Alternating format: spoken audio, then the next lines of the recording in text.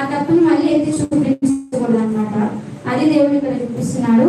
ఇంకొక చిన్నది చెప్పి నేను చూపిస్తాను. 1 పేతురు 2:21. 1 పేతురు 2:21. క్రీస్తు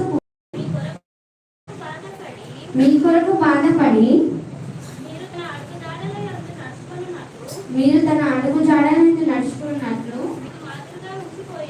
మీకు మాదిరిగా ఉంచిపోయింది. చూడండి, దేవుడు ఇక్కడ మాదిరిగా, మనకు మాదిరిగా ఆయన శిలువలో మరణించి, అంటే ఆయన మొత్తం మన కోసం మరణించి ఆయన చెప్తున్నాడు అనమాట, నా మాదిరిగా. అంటే ఏదైనా సార్ మన చెప్పిండు, ఏదైనా చూస్తేనే చేస్తేనే మనము చేయగలుగుతాం అన్నమాట. అందుకే దేవుడు మరణించి క్షమించగలిగి అంటే చూపించండి మనకి దేవుడు ఏ విధంగా క్షమించాలి, అంటే దేవుడు ఎంత తప్పు చేసినా ఏ విధంగా క్షమించాలని దేవుడి ద్వారా మనము తెలుసుకోవాలని చెప్తున్నాడు 1 పేతురు. ఆ విధంగానే మనం క్షమించగలిగే గొప్ప మనసు మనకి దయచేయాలని ఈ చిన్న ఒక వాక్యము దేవుడు దీవించినాక, ఏదైనా తప్పు మాట్లాడితే క్షమిస్తారని ఈ వాక్యాన్ని దీవించి ఆశ్రయించుకున్నాను.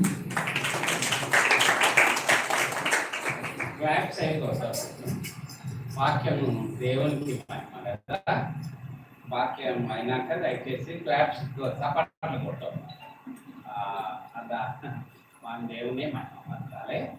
ఓకే, ఎనీవే థ్యాంక్ యూ వందన. చాలా చక్కగా ధైర్యంగా ఏ లేకుండా చెప్పగలిగింది. 2-3 ముఖ్యమైన రెఫరెన్స్ కూడా తీసుకొని వచ్చినందుకు చాలా సంతోషము.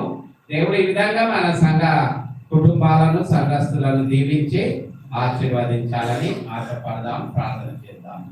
ఈ వాక్యమును దేవుడు దీవించినట్లు ప్రార్థన చేసుకుందాం. ప్రార్థన.